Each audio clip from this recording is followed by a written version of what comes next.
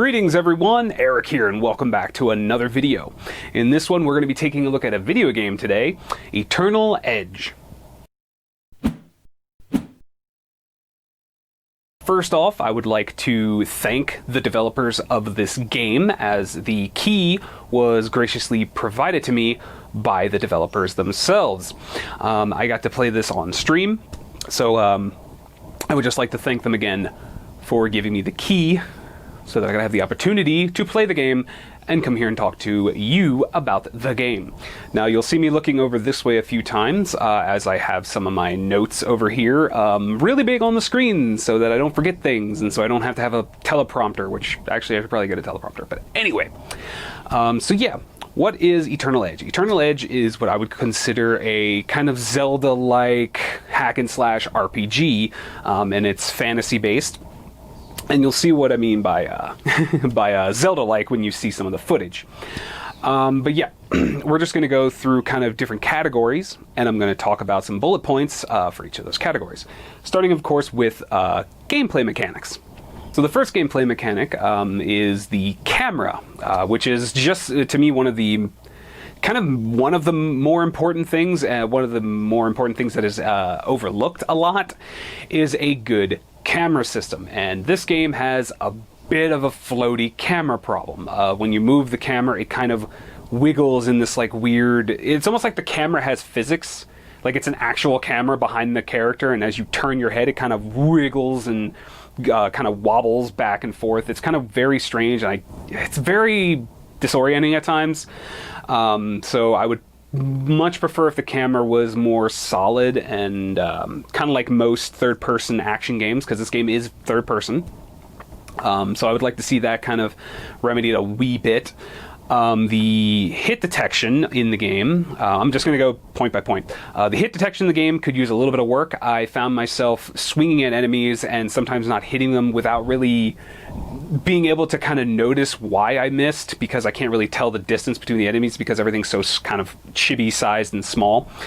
So maybe working on the hit detection, or at the very least making it so that it's a little more apparent how far away you are from the enemies, maybe moving the camera up a little bit, so that way it's a little easier to aim, because at times right now it looks like my sword's long enough to hit, but then it misses. So that's kind of an annoying thing that happens, but something that could easily be fixed by just raising the camera up from behind the character. The overall combat itself is fine. It's very just simple hack and slash. You just swing your weapon a few times and you do a combo. You even get a little shield, which is pretty nice. You have other abilities as well, which we'll get to in a little bit.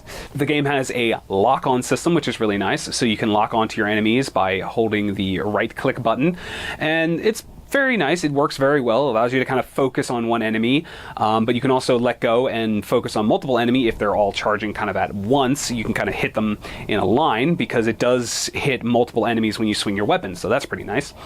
Although, as I was saying with the lack of hit detection, or the confusion with hit detection, it would be nice if you had maybe some type of crosshair or even just a dot on screen, just to kind of give you an indication roughly where you're aiming. Now, that's just a minor nitpick, and I'm sure with bow and arrows, with other weapons like ranged weapons, you do get a reticle crosshair, so that's fine. That's just like a minor nitpicky thing. It's not really needed. It just would be kind of nice just for helping with melee aiming. There is no dedicated sprint, which is something I would like to see. I was like holding shift, expecting my character to sprint a little faster, maybe have like a stamina bar, but it didn't happen. But on the fun side is you get infinite dodge rolling, so Zelda-like. So you can just sit there and dodge roll for freaking ever, and yeah, the dodge rolling is much faster than walking. So having a dedicated sprint ability, even if it has like a short cooldown, like you can only sprint for so long and then you have to let it fill, that's fine. But just having the ability to sprint would be really nice, so I'm not just dodge rolling anywhere. The UI is a little weird. Not the UI. The UI is mostly fine. It needs a little bit of polish. But not being able to rebind your keys is kind of annoying. What I mean is, it uses the C key for interacting with things. Like, you know how you would walk up to something and say, like, press E to interact with this object or talk to this person. They use C, and it's really weird. Like, because you have to use your thumb. Like, I have to use my thumb to hit the C key, but my thumb's for other things, and it just feels awkward kind of moving my thumb up there and having to keep hitting C to keep text going. So it's just really weird. I would rather that button be used somewhere else, either on the E key, the F key, something other than C. Maybe make it so you can just hit space to go through like talk commands and stuff like that. I don't know. I just don't like the C key. That's just a very awkward place to have it. But that's just a personal thing. Being able to rebind your keys would be lovely. The game, like I said, it does have a kind of ranged ability. The only one I've gotten to use so far, because I haven't gotten that far in the game, is the gun. You actually get a gun pretty early on in the game, and it's actually pretty cool. At first I thought maybe you had to equip it and switch to it, but you don't. You just, once you get it, it's there, and then you hit the R key, which brings up the ability to shoot the gun, and as you keep hitting R, it keeps firing. So that's something that's pretty cool. You have to craft your own ammo, which is pretty interesting. So you have like bullets and shells and stuff. So, but you can craft it. There is crafting in the game. Sorry, I didn't mention that. But yeah, you can craft health potions. You can craft weapons and stuff like that. So that's pretty cool. The one thing I would really like for them to add, though, is in order to upgrade anything, you need to get these special crystal-like items. But you seem to, like, so far I've only gotten them from chests. Which is kind of weird because it has a leveling system and your character levels up, but when he levels up, you don't get any points that you can spend to upgrade like attack or defense or, you know, endurance, stuff like that. So that's weird. So why am I leveling? Like, the leveling system only seems to make it so I can use stronger weapons, I guess, like higher tiered weapons, but it'd be nicer if leveling up also gave you a point. That would make the most sense, and it's what most people are used to, and it just kind of feels like you're doing this for a reason, so I would definitely add that in. And also, enemies. They spawn a little too quickly at times. I've had many occasions where I've killed this little, like, rabbit-looking creature, only for, like, 2 seconds later, it's already respawned out of its container. So it's just like, ooh, that's maybe not have them respawn that quickly. So that's a little annoying. Next little topic here, really quickly, is the graphics. The graphics are pretty okay. It does have these like weird realistic textures on some things, like the ground and all, but they're not that good, and they kind of clash with the more cartoony characters and some of the other cartoony things. Like some of the buildings and structures and stuff are very cartoony. Even the characters and the monsters, the weapons, everything is very cartoony. But then you have this kind of like realistic grass and realistic dirt and stuff like that. Like some things are realistic and it just feels kind of off. So I think they need to kind of balance and polish out what kind of style they're going for and kind of make things match a little bit better. There is a way to kind of do it and make it look good. So I think that's just a little bit of polish. Speaking of art style, the kind of like a chibi style is really nice, though I think they need to fix some of the proportions. Some of the characters, other than the main character, have like really stubby limbs. Like their arms are really short, but then you look at the character and his arms are much longer. So it just seems kind of out of proportion here that the main character gets these longer arms, but all the side characters have these like stubby limbs. So it's just very weird. It's just, yeah, that needs to be fixed. I think, and that might just be placeholder stuff. So I don't know that. The weapons actually look pretty good. Speaking of kind of a style, you get like your swords, your shields, and there's other weapons in the game that I haven't gotten to yet. But they're well designed. They look like swords and shield. They look nice. The clothing looks pretty nice. The armor looks a little nice. Again, proportions are weird. But other than that, they look fine. The effects as well are fine. When you can see when I'm in combat, you know, there's a little bit of particle effects and stuff going on, and it looks fine and it looks really nice. No real issues there. I just think that they need to polish things overall, like just kind of go through and do a lot of polishing here and there and stuff like that. A few other things, things that aren't really in their own categories, just one long category. The missions so far have been okay. Like, they're very standard missions. Like, hey, go help my soldiers who got captured. Go find them and help them out. Stuff like that. Go find this items. The basic RPG and MMO type things. So, nothing super creative, unique, but very serviceable and get the job done. The story itself is very simple. You are simply a husband who is trying to save his wife. His wife is currently in kind of like a coma sleep state.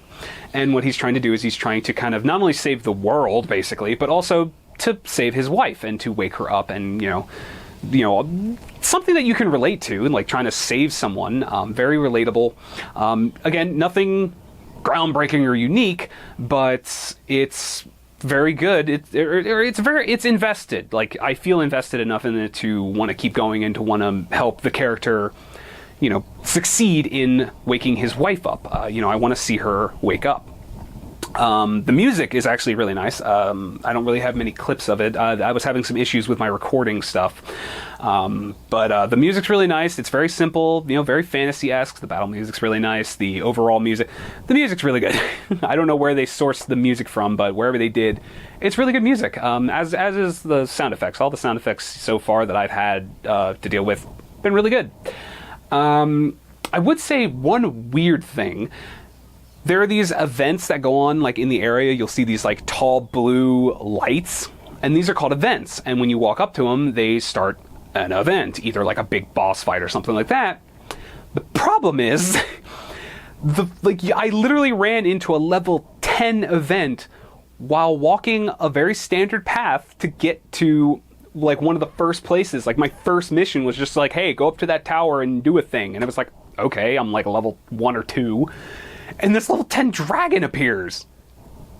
Like, why is this in the starting area? Like, I don't know. I just feel like that shouldn't be in the starting area. I ended up having to run away, and the dragon just chased me for freaking ever. Like, it literally chased me for so long before it finally gave up. So that needs to be tuned a little bit. Make it so that if you walk into one of these event areas, you get a prompt that says, hey, do you want to do this event? And then you can say yes or no. Like, that would be nice. So, I just kicked the camera. Little things like that would be really good in helping to kind of fix that weird imbalance. But what are my overall thoughts? My overall thoughts of the game in its current state, because it is a very early game, is the game's fine. It's enjoyable enough to get through. It just has a lot of quirky things about it that are kind of very unpolished. And by that, I don't mean like... I get it, it's an indie game, and it's probably made by maybe like 1 or 2 people, but a lot of the mechanics feel very rough and are it kind of takes me out of the entertainment when I'm kind of struggling with some of the mechanics.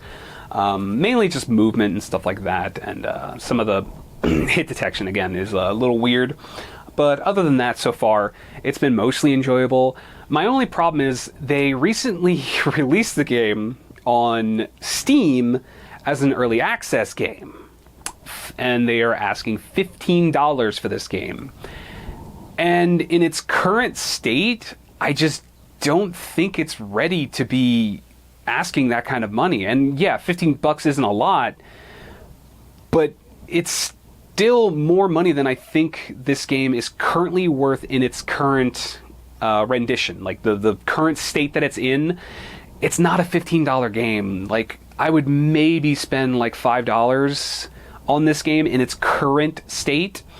I don't know. It's one of those things where I don't feel like there's enough polish or there's enough really here to warrant $15. But that's just me. It is a little buggy sometimes when walking around. I think I got stuck once. I don't remember.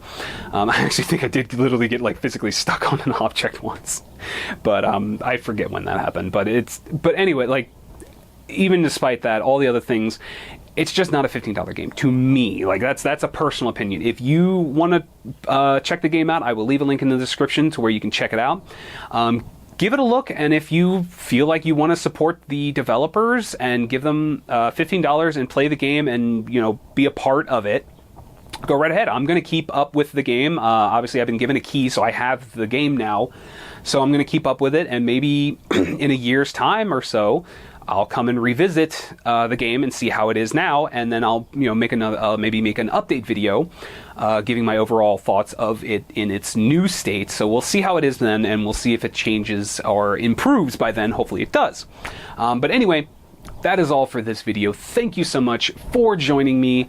Thank you again to the developers. I know I might have seemed a little harsh at times, but I just wanted to be very honest with what I feel about the game. And even though the game was given to me, I don't believe in sugarcoating anything. I believe in being very honest, so that's what I'm going to do.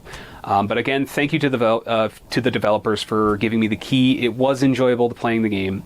I probably will maybe come back to it here and there just to kind of keep up with it and maybe just play it because it is decently fun, and it's a fun little hack and slash that kind of harkens back to kind of the old Zelda days of like Wind Waker, or even before Wind Waker, even the N64 games like Majora's Mask and stuff when it comes to like combat and stuff. So I like those kind of games. They're fun. It's fairly casual, so that's really nice. It's really easy to get into. But again, if you want to check the game out, there will be a link in the description. Thank you so much for watching. If you liked the video, give it that thumbs up to let me know. That helps a lot. Make sure you leave a comment what you think of the game. If you've played the game, give me your thoughts. I would love to know your thoughts of what you think of this game.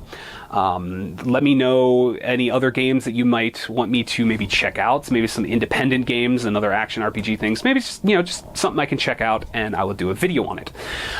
Make sure you check the description for all other things, like all the other ways you can support me, going to social media, buying shirts, Patreon and stuff like that. I'm going to start making it so that patrons on Patreon will get these videos first. They'll get the videos, I'm thinking maybe a day or two early.